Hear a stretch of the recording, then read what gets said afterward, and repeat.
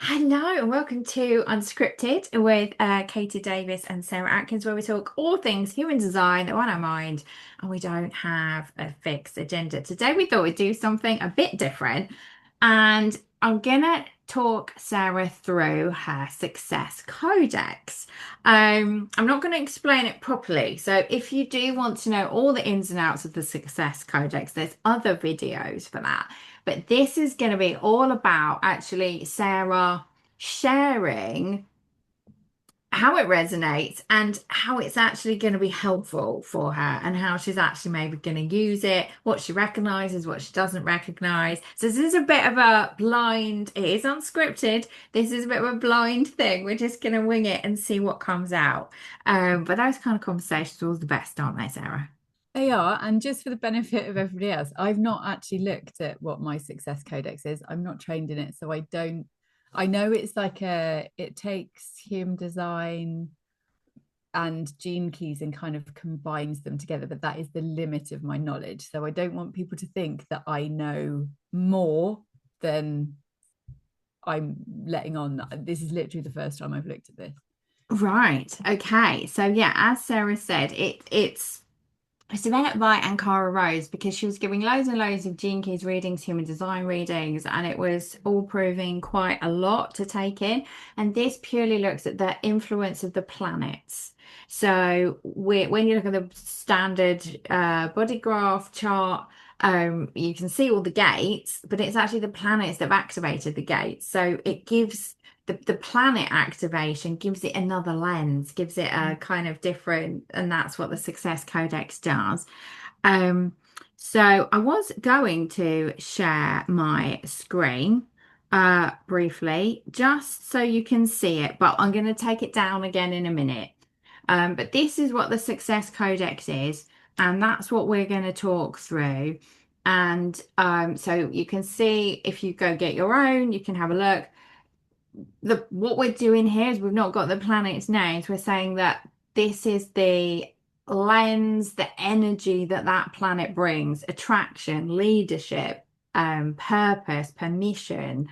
And within that is the energy of the gate that it activated. That brings with an energy. We've got an in alignment cue, an out of alignment cue, and then we have at the bottom an approach, which is the line number. So you know from your profile that you are either a 2-4 or a 3-6 or a 5-1 or etc. All of the gates have this same profile line, and that determines the way you work with the energy. So somebody else could have a gate 44 in attraction, but they might have a different approach. So that's what the bit at the bottom is. It tells you your approach to working with this energy. So do you think you have enough knowledge, Sarah, to kind of go through it and see?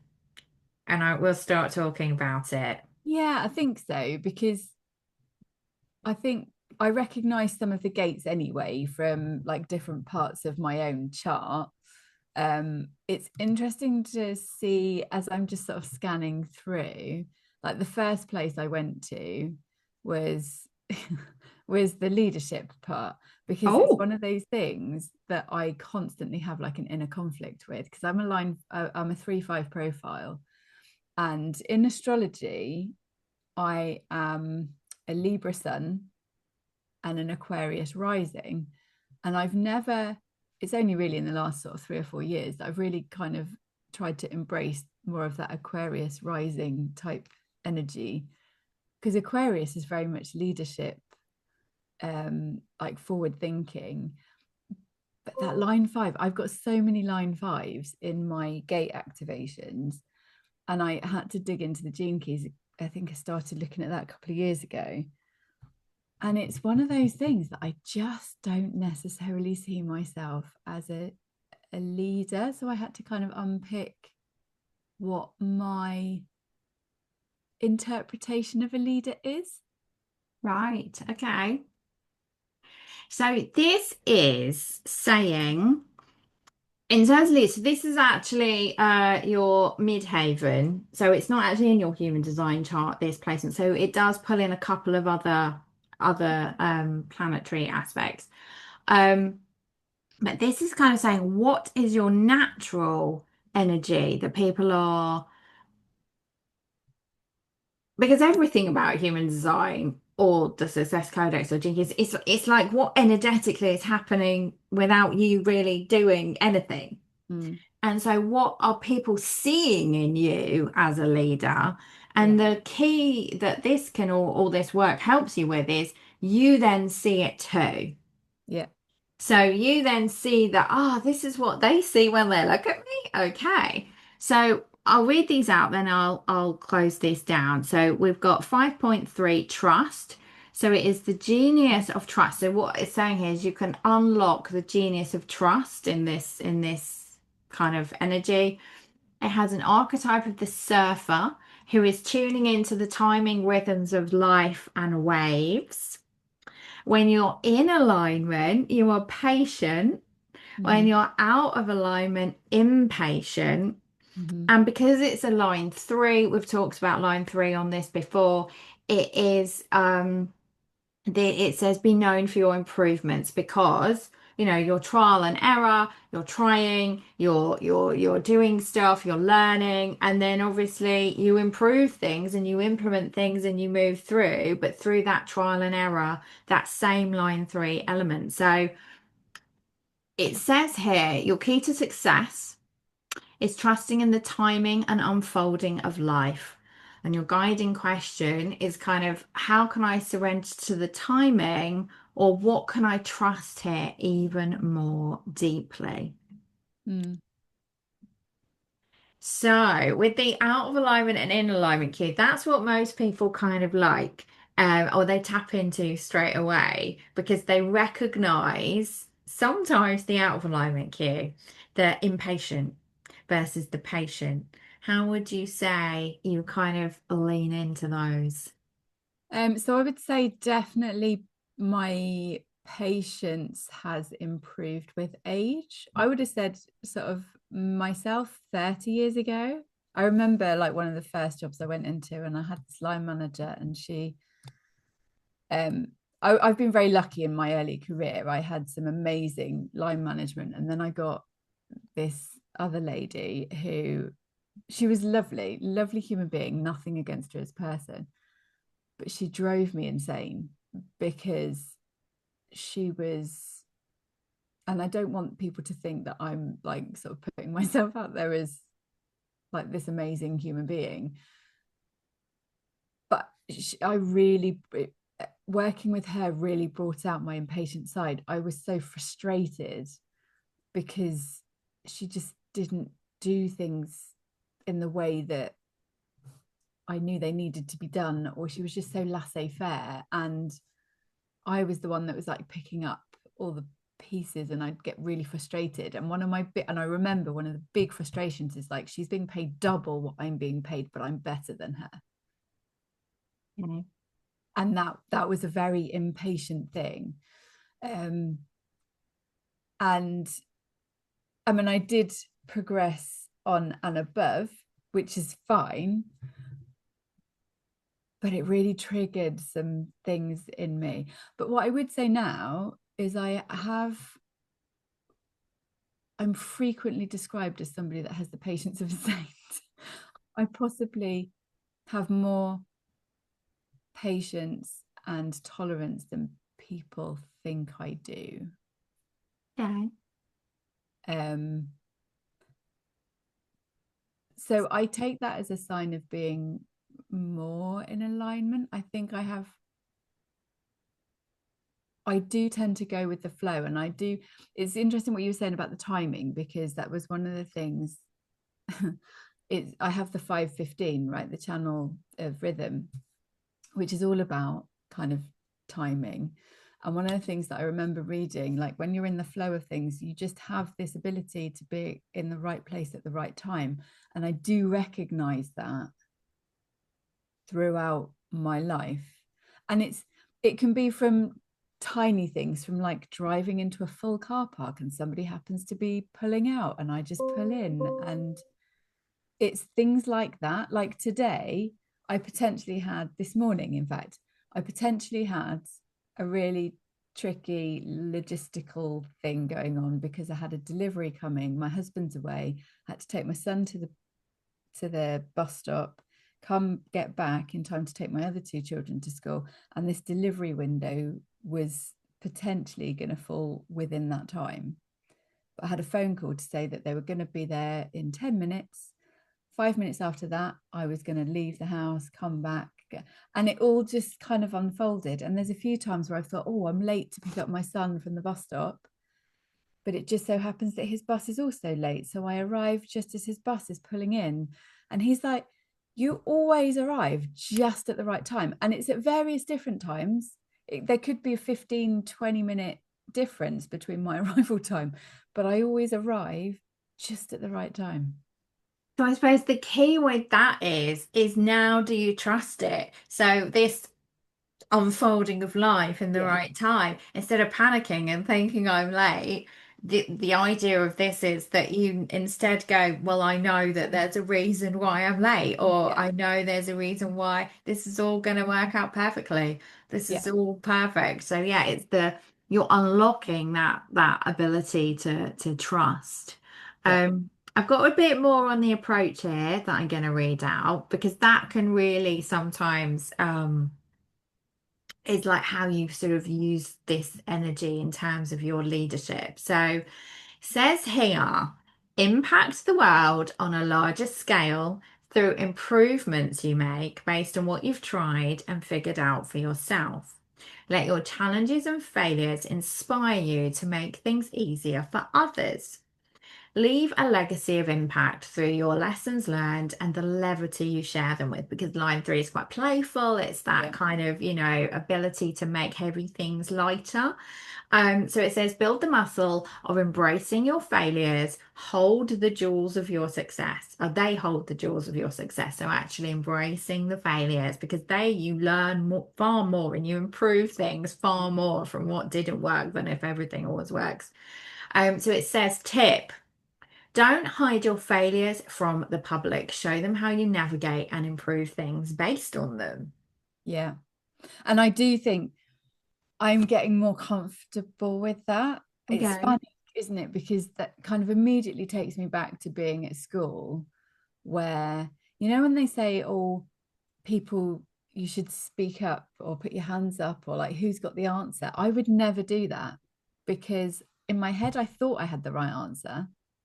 And actually, even if you have the wrong answer, what I now know is it doesn't really matter because actually, even if you give the wrong answer, it creates a teaching opportunity, doesn't it? It creates a learning opportunity for everybody. Oh, Because, it's like, and you go, oh my God, I thought that too. Or yeah, someone and it makes you else. feel Yeah. less alone, right? But I never felt comfortable with that when I was younger. So constantly in you'll probably see it in all of my school reports, needs to offer up answers, needs to put her hand up, needs to ask questions. I never did it. I do now. You do now. So would you say now you are more comfortable with the failure? Yeah, definitely. And just to kind of follow up with that, it's funny because obviously we know that we both do human design, and we were having a chat a minute ago that I'm in a very large human design community because of who I trained with Dr. Karen Curry Parker, and I've been in her community for 5, 6 years, and it's very busy, very loud, and I just lurk. I like absorbing. I'm a passive learner. I read things, I take things in, and I learn. We've both said like we like learning and listening to lots of different people and different things, and I just happened to be in that community this week, and there was a couple of people that had asked questions, and for some reason I thought, you know what, nobody's answered. I'm just going to offer up my suggestions, like this is what I see. And I didn't harbor any fears, probably for the first time. Okay. I didn't harbor any fears about what other people might think or whether I'd got it right or wrong. I was just like, this is what I see. And the feedback that I got kind of was a bit weird. It almost made me feel a bit like, oh, okay, you're making a really big deal out of this. And I didn't really think it was that big a deal. But I think that comes down to where I underestimate the value the experience and the knowledge that I have. And I don't think this is unique to me. I think as a human being, we quite often do this because it's the things that come natural to us, our gifts. I do this a lot with my own clients, helping them uncover their gifts, right? Mhm. But because it's our way of being, we don't necessarily see them or value them as true gifts. So we underestimate them. We do, we do. And that is why I love this work, because I think I said to you before we came on as well that I think this kind of work is a great tool for overcoming our kind of self-doubts. Mm. So when we start to see that this is our gift, this is our genius, is that we doubt ourselves less because we're like, okay, well, it's not just me saying it, it's written on a piece of paper. Yeah. It's written on a piece of paper that this is my genius. My genius is trusting in the timing of everything, and that's what people see in me as a leader. And they see me trusting myself, trusting the timing, trusting all the things are working out. And then with the approach that they're seeing you lead by example in terms of, okay, I tried this, it didn't work, but the world didn't end. And, Yeah. I've improved it and I found a better way to do it, everybody. Like, Yeah. follow me. I can show you how to do it better because I did it, messed it up, it didn't work. So you don't have to. Here's what we do instead. And it's like embracing and trusting all that. And once you start to see it, you're like, no, that is, yeah, okay. Like, yeah, let's do this, everyone. Come with me. Come with me for the ride. Well, so on that then, because I can see my success codex, Okay, what are you drawn to next? I would say it's my primary genius because now I'm curious about this because this is my conscious son, isn't it? 46. Yes. So the one in the middle is the conscious sun, which obviously the sun is the most influential, makes up the most energy. So it's right in the center. It's called the primary genius, and we kind of layer that on because that energy is kind of also influencing all of the other energy. You always like add them together. Yeah. So the sun is there doing its thing in the background, your primary genius, and then that will kind of combine with everything else. So what drew your attention about that? So Sarah's primary genius is 46.3 embodiment Yeah. is the genius with an archetype of the incarnate, an alignment cue of grounded, an unaligned cue of disconnected. And again, it's another line three energy, obviously, because that's from your chart, your sun. So it says weave in your experimentation. So what drew you to that? What are you thinking about that then? Well, because I think when I first read about my conscious son, and I've read in my gene keys, and I was like, I know there is nothing wrong, and this is why I think it's important to share this. There is nothing wrong with any of the gates, but occasionally when you read things, even I read them, and I'm like, well, that's a bit boring, isn't it? What the fuck does that mean? And I think it's important to share that because I do sometimes, when you read other people's charts, you're like, man, that's such a good, like, genius thing. That's You have a chart jealousy. yeah, I do. And I think that's natural. And I do, so I don't want other people to think, oh, um I'm not above that. And I've read Gate 46 over and over again, and I still sometimes really struggle with that because it's the love of, I think the gate itself is the love of the body. And obviously here it's embodiment, and it's like, well, does it literally mean that I have to love my body shape? And that's Okay. literally what I struggled That's with the to start. question that came up. Yeah, Yeah. that's It's a, when I very first discovered that. I think I feel, interestingly, the last 2 weeks, and I know that there's like a lot energetically going on at the moment, like we're towards the end of that shedding of the snake skin, like Chinese year of the snake, up until the February 17th. So we're literally in the final phases of that before we go into the Chinese year of the horse, which is also my my Chinese astrology sign. So it really feels like there's a different energy. We've had geomagnetic storms going on, so we're getting bombarded with radiation. Like there's so much. We've got a full moon coming on Sunday. But literally in the last 2 weeks, I can't explain what it is, but something has shifted for me. Okay. And I have felt I've had a lot of challenging situations going on personally, Okay. but I feel really grounded.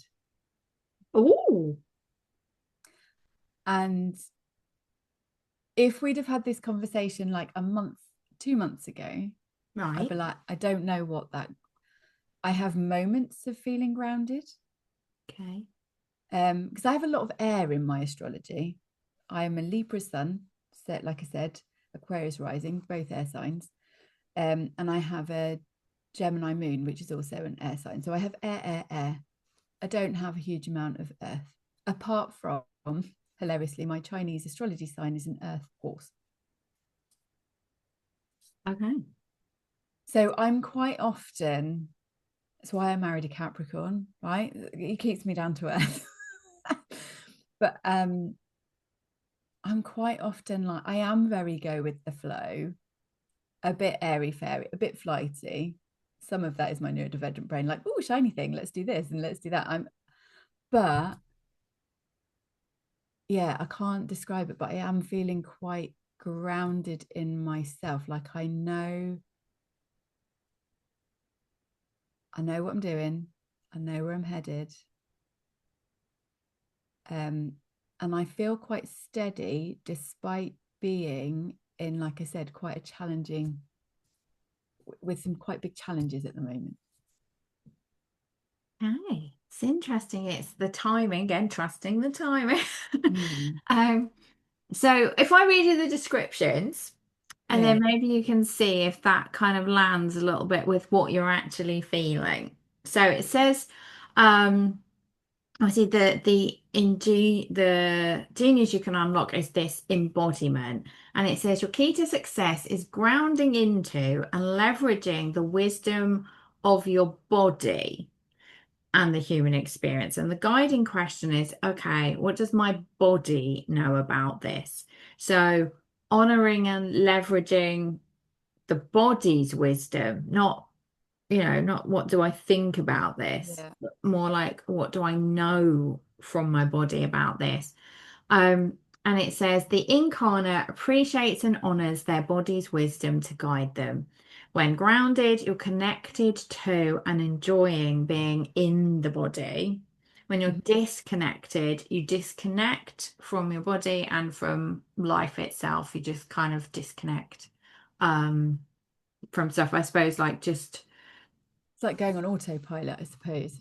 mm. So like in challenging situations and these things, it like there is the potential. So all of this to me is there's a set of potentials. And in these situations that you've described, there is a potential for you to stay grounded by being connected to everything that's going on, listening to the signals, listening to wisdom, acting on the thing. But there's also a potential that you check out and it just Yeah. becomes And it. do you know what? That's interesting because I have done that Okay. and I am aware that I do that. So it's an ongoing thing. I'm actively working on it. We're all a work in progress, right? But I know that in times of high stress before, like for example, I had some challenging situations when I was a teenager in particular. I have very few memories from there's like massive chunks of stuff that I don't remember. I've got some very good friends and they'll be like, oh, don't you remember that person? I'm like, no, it's not there. Oh, do you remember when we did this? I'm like, no, are you sure I was there? And then they'll show me a photograph. I'm like, don't recall that. Right. And what I know about trauma, obviously, our brains are fascinating things, right? We can compartmentalize and it's a protection thing, right? And I get it.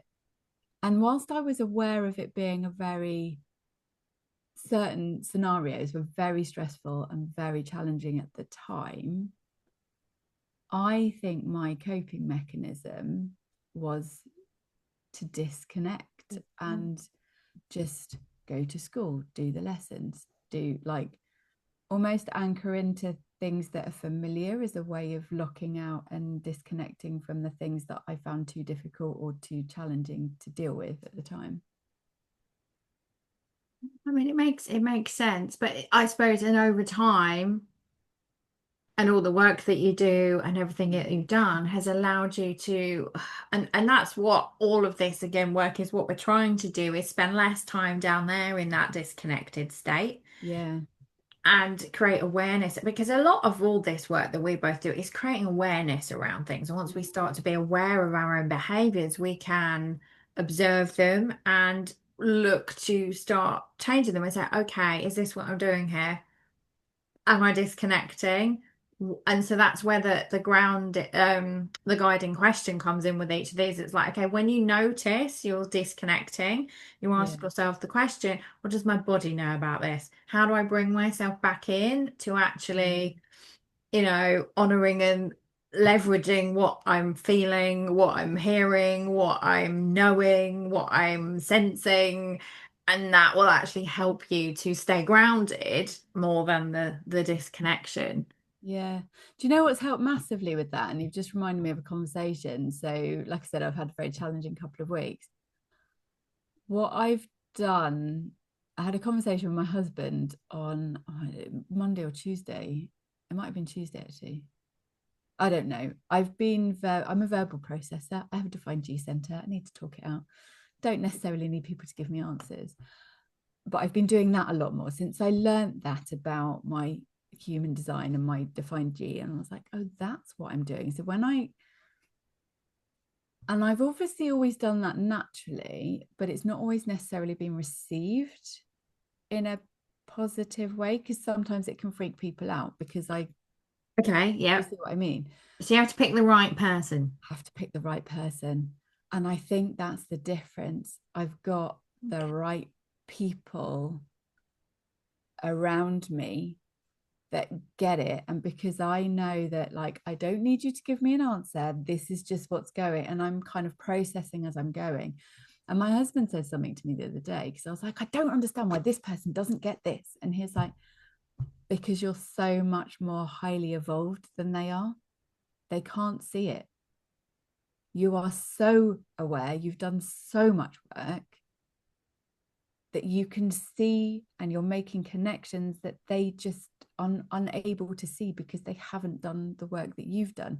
And that's my husband. And I was like, wow, okay, that's incredibly insightful coming from you, but thanks.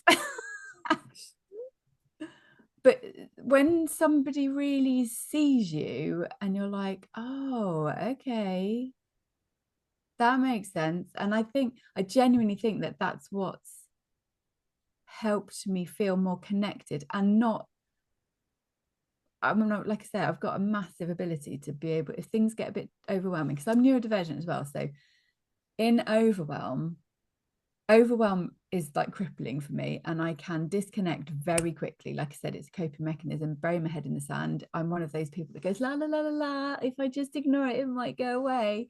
Okay. But whether you're neurodivergent or not, we can all manage it. We just have to find our ways of managing it. And I think that's probably the difference when you recognize what you're doing. Like you said, asking yourself the question, okay, am I disconnecting from this? Why? And actually be willing to face the uncomfortable truth. Face the answer to the Mm. question. Yeah. The real, a bit of brutal honesty here.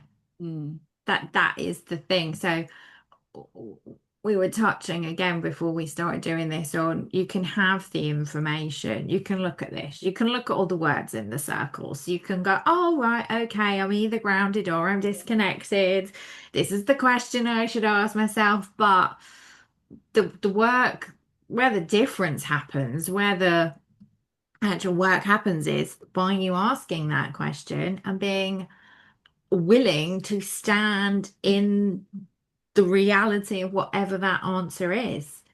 That's where a lot of people don't take it that far. They don't go that far. They look at the words in the circle, they think it all sounds great, But you've got to actually say, okay, well, what does this mean? How can I work with this? Which bits are uncomfortable? You know, what? And like you said with the gates, when you read some of the gates, some of them are about how you interact with other people. Um, and that can sting a little bit because you're kind of like reading this stuff, going, oh, I don't do that. But it's like, but do you? Yeah. But maybe you do, and it's being willing to sit with the uncomfortable questions and kind of go through it. So if we just go to the approach again, it's line 3. I'm just going to read you what it says about there. I've got all these different things open on my second screen, and I'm like trying to be all super slick and find them all quickly. Um, so with this, it is weaving your experimentation to everything that you do. Yeah. So it's it's echoing that same energy again, really. But what we start to look at is the pattern that builds up as like stuff is repeating itself. So Mm. again, with that whole, am I grounded? What does my body? It's like, okay, well, you might experiment with sitting quietly and meditating to hear what the body's saying. You might go for a walk to hear what the body's saying. You might have a bath to sit down and be quiet, or you might. So it's like experimenting with how do you get the answer to that question? It's Yeah. like, again, a trial and error thing, and some things might work. And then again, sharing that with the world and going, do you know what? This is how I connect in with my body. It might help you. You know, that's kind of how it all comes together. So sharing it with people, not just keeping it to yourself. Yeah. It's interesting though, because I think I don't share everything as it's going. I think it's finding the right time to share. Wow. Yes, yes, yes, yes. That is the thing, isn't it? And we're not going to look at your whole chart today, but there's probably pieces in there around that, and some gates specifically have timing associated with them. And again, it's like trusting with the timing and the flowing of life, trusting that when it's the right time to share, it comes out. And it's like with all of this way, it's just not forcing any of it, is it? If you're kind of aligned enough, you're not forcing anything and you're Yeah. trusting everything to come Yeah. out. Yeah. I love that. Do we have time for one last? One more. Go on, pick one more. Because I think it ties the two together, the primary genius and the leadership aspect. Purpose. Oh, purpose. So that is Yeah. your north node. So that is obviously what you're moving towards in your Yeah. lifetime.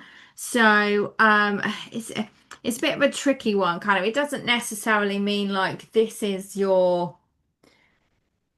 purpose in life is to go and, solve world hunger. It doesn't sort of mean that, but it means it's the energy that you are moving towards in your lifetime and what is kind of really governing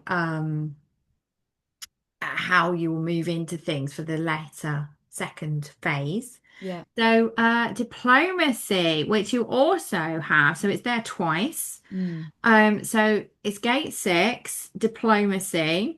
So it has a genius. You can unlock this genius of diplomacy, and it is the archetype of the bridge. Yeah. And it has an alignment cue of inclusive, out of alignment cue of polarizing. Mm. You have it twice, so it's in your purpose. So it's an energy that is, like we say, it's kind of builds and you're growing into and mastering Yeah. through this phase. But it's also the your expression. So it's also the filter that all your communication goes through. So is that always the same for everybody with purpose and expression, or No, mine are completely different. I've got 48 and 10. okay. So um with the pattern recognition, like it's like, oh, okay, this is there twice, so this is going to be influencing The big something that theme. you're growing into, and will become a much stronger part and theme of your life, but you also already had it there. But they have different approaches. So the purpose one has a line 5 approach, which says cultivate your integrity. Mm. And the expression one says your superpower is levity. Because again, that's the whole point of all this. It's like, what is the lens of the planet that activated this? So when we're looking at your expression version of it, the line 3 approach is saying, well, actually, part of your gift in your expression, regardless of what gate you've got there, your approach is the line 3. So your superpower is actually the lightness, the playfulness, the line 3-ness. That then you combine that with this energy of diplomacy through the filter of your expression and your communication.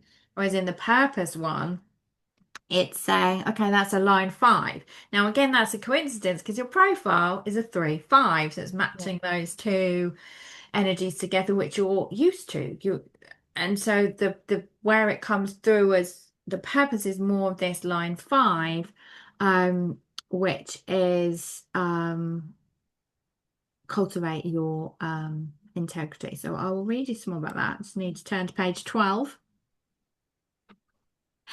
With this one. So, a line 5 here says integrity slash service. You're here to cultivate your integrity. Your higher purpose is to stay true to your values as you lead yourself and others.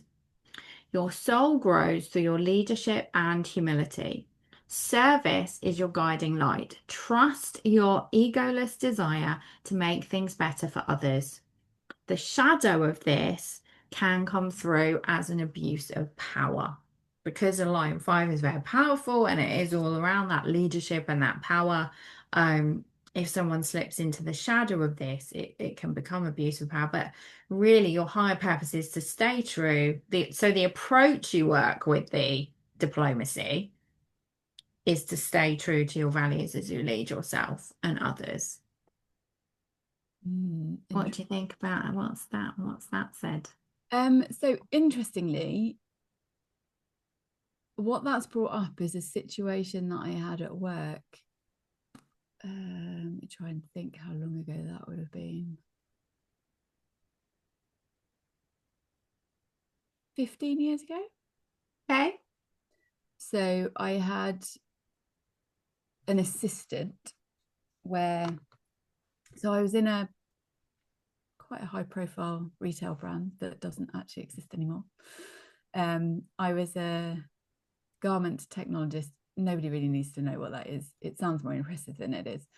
But it was my second assistant, and she was amazing. She was ambitious. She was great what she did. And then I had a line manager. So I was like the middle tier. And then I had like a senior above me. And I had a really challenging relationship with that senior. I didn't see it at the time. It's retrospectively, I can see that actually that wasn't a very healthy management relationship. But I remember having a meeting with my senior, and she was having a go at me as to why certain things hadn't been done. She'd just come back from holiday, and I'd been on holiday while she was away. And she picked up on this. So I took to her and I said, look, I've done what I could. I'm really sorry, but this thing didn't get done. And that was the thing that senior person latched onto. Well, why didn't it get done? And I said, well, I'm really sorry, but I didn't get a chance to do it before I went away. I passed it on to my assistant, but she didn't get a chance to do it because she was covering for both of us. So, it's kind of on me. Anyway, and I thought that was done. And then I ended up having to do it anyway. And I thought that was dealt with. I'm quite self-deprecating. I will always take responsibility, but I just explained, maybe I gave her too much information to explain like there's the chain of events as to why this thing hadn't been done. Anyway, the atmosphere with my assistant started going a bit weird. And I was like, what's going on here? She became really abrasive. She stopped, like, I don't know. It was like she had a problem with me. Anyway, we had a team away day.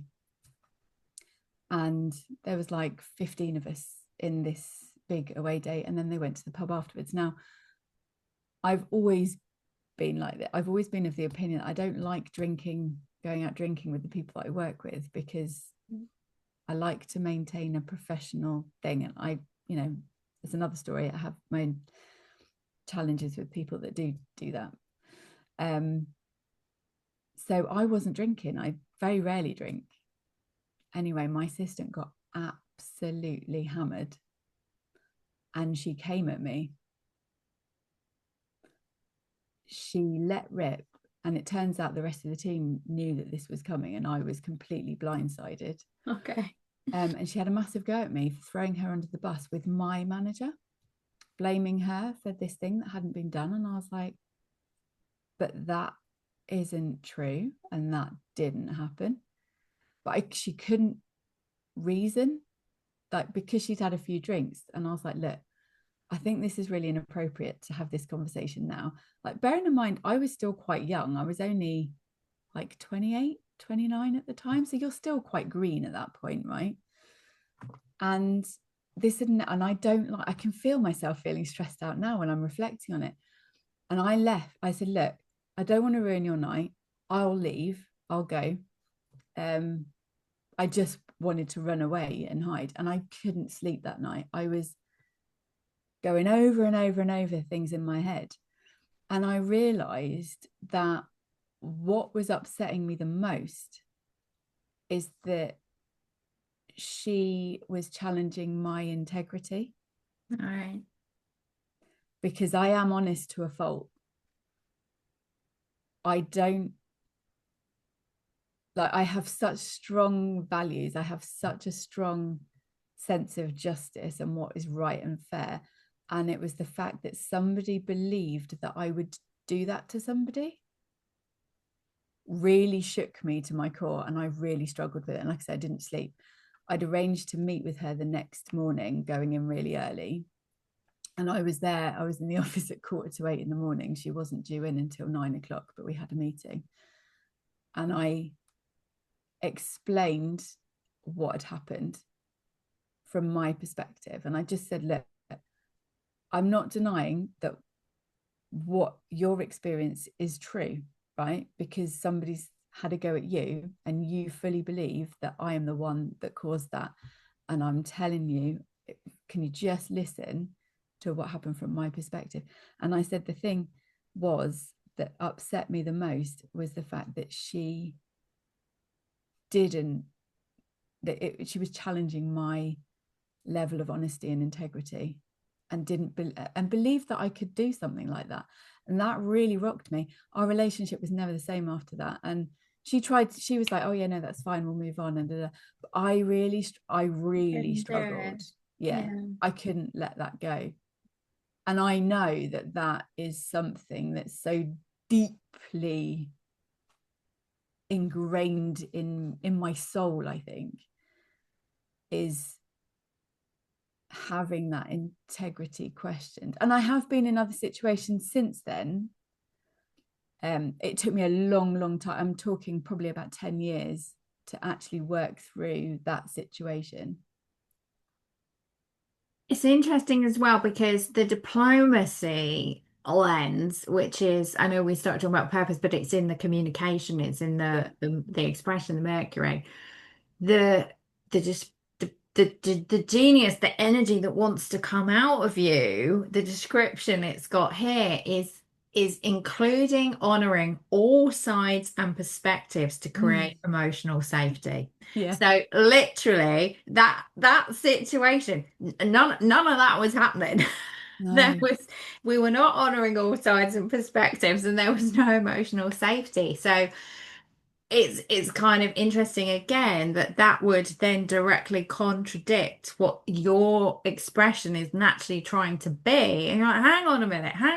No, like my expression is, let's look at all sides of this, let's look at Yeah. all perspectives of this, so that we can bring about this emotional safety and this archetype of the bridge that is your what your communication is naturally trying to do Yeah. is by actually bridging, the both the sides of all this conflict and creating harmony. And it's Yeah. like literally that's the opposite that's happening. So it kind of is like this is not right. Um, I remember feeling this internal spiral going, what the hell is going on? Like I just didn't have a clue. And I remember saying to her, I was like, I'm really disappointed that you couldn't come to me 6 weeks ago when this happened, because I can't do anything about it. If so, I always encourage people to be honest with me. I do it with my kids, right? I'm not judging if what you did is right or wrong, but I can't help you or I can't support you if you don't bring it to me in the first place. yeah. Don't let it fester for 6 weeks, because I mean, maybe I was quite wise as 28, 29-year old, more wise than I gave myself credit for. But I was like, you've basically been sitting there festering on this thing, winding yourself up more and more and more over the last 6 weeks, which has resulted in this massive explosion. Whereas if you'd have come to me 6 weeks ago when it was fresh in your mind, we could have resolved this and saved all of this. But I don't know. And maybe that comes with maturity. I don't know. I mean, I hate conflict, hate it. I hate disharmony. That word is so good. It I creates harmony. So the archetype, the bridge, creates harmony by honoring differences and bringing emotional safety. So your success, like with your communication, like to activate success, it says by bringing balance and peace with your diplomacy. So the guiding question is, how can I bridge these sides and perspectives? How can I, let's say, create harmony? mm, I love that. I'm definitely improving. Well, that's the two sides potentially. So it was your Mercury, well, it is your Mercury. So it's your expression, your communication. It's been guiding your expression, your communication the whole time. But with the purpose, with the North Node, when you said like it's improving, it's because that gate is then going to become a more and more and more dominant factor, Yeah. or play a bigger part, and you're going to grow into that role um as you've got older. So there was already a piece of it there, but Yeah. then it's because mine is my purpose is 48, the um depth, the resource.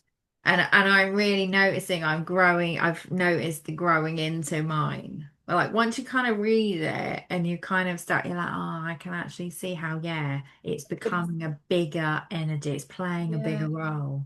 And what I'm piecing together from what you've said today, the more grounded and the more embodied I am in my primary genius, I think I feel more like the more connected that I am, the stronger that bridge, the diplomacy is kind of getting. And I maybe that's the phase that I'm kind of moving into, but it definitely resonates with me at the moment.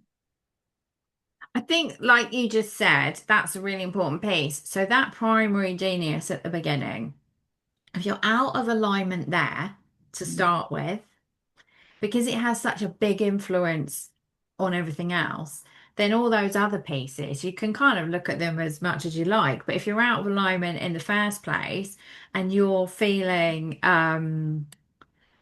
disconnected from everything, then your diplomacy is going to be off. All the different pieces, no Your matter leadership's which. going to be off. Yeah. I'm just Every, looking at those three in a line and it's like, oh, I can see it's almost like a domino effect, isn't it?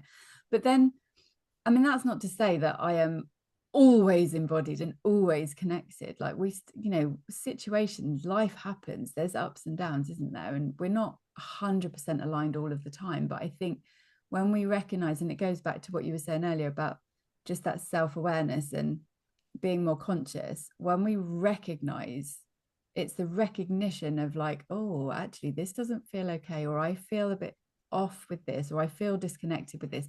What's going on and why? What's the trigger?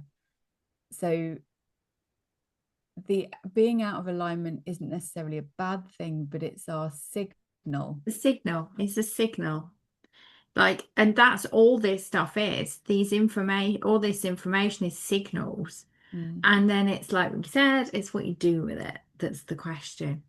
That's the piece. You can sit and learn your human design, you can learn all the descriptions, you can learn all the meanings, but you've got to actually do something with it and it make a difference. Oh, Yeah. I love that. I want to go deeper, but I know we're You going want to go as you for the rest of the day, to. looking up the rest of your codex. Well, I hope anyone listening enjoyed that. You can obviously go and get your Success Codex. I'll put all the links below. The whole point of it was that a lot of time was taken over choosing the words because there is a lot of pressure on one word in Yeah. that. But then once you actually start to, if you have a reading, if you start to look into it, you do get the bigger descriptions. Um, but the idea was behind it was supposed to be quick, easy, reference, recognize when am I out of alignment, in alignment, question I can ask myself to help me see what's going on. So yeah, I'll pop all the links below if you want to go start have a look at yours. And we will see you back on another episode soon. Take care.